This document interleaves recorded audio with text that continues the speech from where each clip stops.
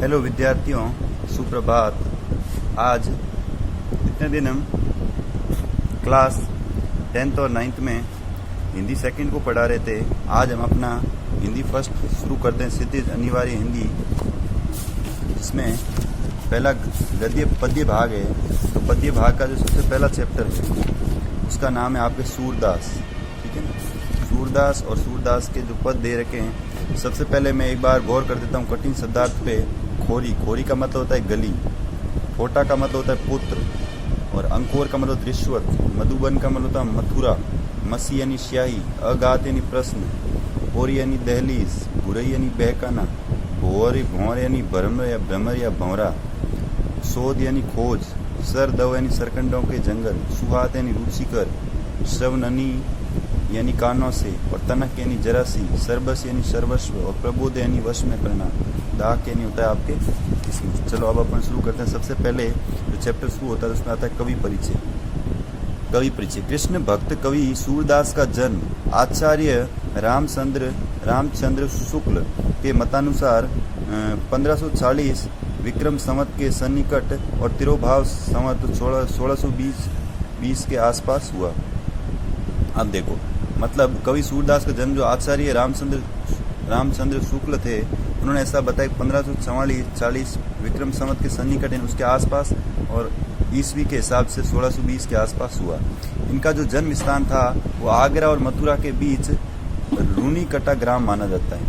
रूनुकटा यानी इनका जो जन्म स्थान है, आगरा और मथुरा के बीच एक रूनुकटा नाम का छोटा सा गांव है, वहाँ माना जाता है। कुछ विद्वान दिल्ली के निकट सी ग्राम को भी इनकी जन्मस्थली मानते। कुछ विद्वानों का मानना है कि सूरदास का जन्म है वो सी ग्राम के है। इनके पिता का नाम रामदास बताया जाता है।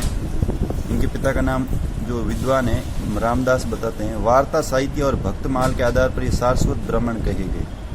मतलब इनके बोलने का, साहित्य का, भक्तमाल, भक्ति के हिसाब से इनको सारस्वत ब्राह्मण कहते हैं कि भाई ऐसा प्रतीत होता है कि ये सारस्वत ब्राह्मण थे।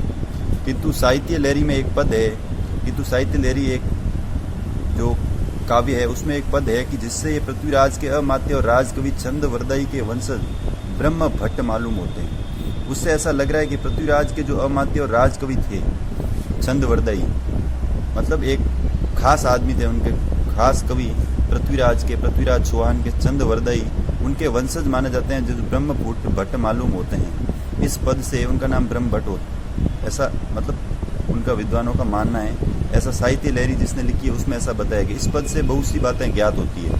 इसी पद के आधार पर यह भी कहा जा सकता है कि नेत्र उनके कारण एक अंधकूप में गिर पड़े थे, यानी ये नेत्र आंख से अंधे थे, इसलिए एक कुएं में गिर गए थे। 6 दिन वहां पड़े रहने के बाद भगवान श्री कृष्ण ने इन्हें दर्शन दिए और सनेत्र कर दिया। यानी 6 दिन जब ये कुएं में पड़े रहे, अंधकूप में गिरे, तो इनको भगवान श्री कृष्ण ने दर्शन दिया था, साक्षात दर्शन। भगवान ने इनको साक्षात दर्शन दिए और इनकी जो नेत्र दृष्टि चली गई थी वापस दे दी। इस पर सूरदास ने कहा, प्रभु जिन नेत्रों से आपके दर्शन हुए अब उनसे मैं सांसारिक पापों को नहीं देखना चाहता। सूरदास ने कहा, प्रभु, भगवान के सामने एक विनती की, प्रभु आपने जिनसे मुझे दर्शन दिया है,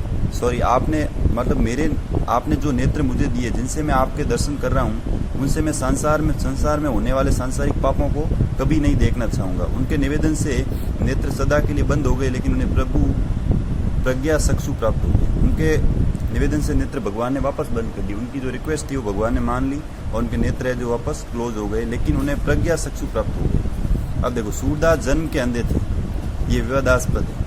वो जन्म के अंधे थे कि नहीं थे, ये एक विवाद है। मतलब इसके कोई कुछ कहता है, कोई सब अपने अपने संबंध में अपनी अपनी राय देते हैं। इस संबंध में अधिकांश विद्वानों का मानना है जीवन के अंतिम समय में अंधे हुए। कुछ कहते हैं कि भाई ये तो जीवन के अंतिम समय में अंधे हुए कुएं में गिरने से, क्योंकि इसका प्रमाण हमें इसे पदों से मिल जाता है। या माया झूठी की लालच दुहु द्रग अंध भयो। यानी आचार्य वल्लभ ने अपने सिद्धांतों में सूरदास को दीक्षित किया और उसी समय उनकी दास्य भाव की भक्ति सख्य भाव में परिणित हो गई। अपने गुरु वल्लभाचार्य के आज्ञा अनुसार इन्होंने ईश्वर की कथा को भाषा में वर्णन करने का कार्य प्रारंभ किया था। अब देखो, सूरदास की जो उपलब्ध रचनाएं 3 है। एक तो है सूर सागर, एक साहित्य लहरी और एक सूर सारावली।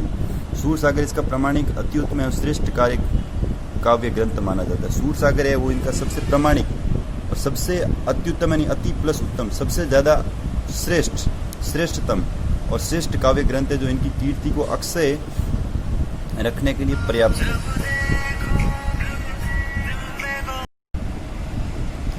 सूरदास ने ब्रज भाषा का प्रयोग, सूरदास ने अपने जितने भी लिखे हैं काव्य है उनमें ब्रज भाषा का प्रयोग किया। इनकी जो रचना है वो ब्रज भाषा में, इनके पूर्ववर्ती किसी भी कवि की भाषा में काव्य छटा तो इतनी साहित्यिक है न इतनी सौंदर्यपूर्ण। मतलब इनकी जो काव्य है वो इतने सौंदर्यपूर्ण और साहित्यिक है जितने दूसरे किसी कवि के नहीं है। अब अपन पढ़ते पाठ के बारे में।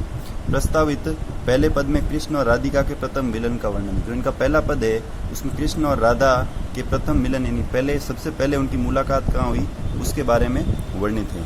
अपरिचय की दीवार कृष्ण की पहल से समाप्त होती है।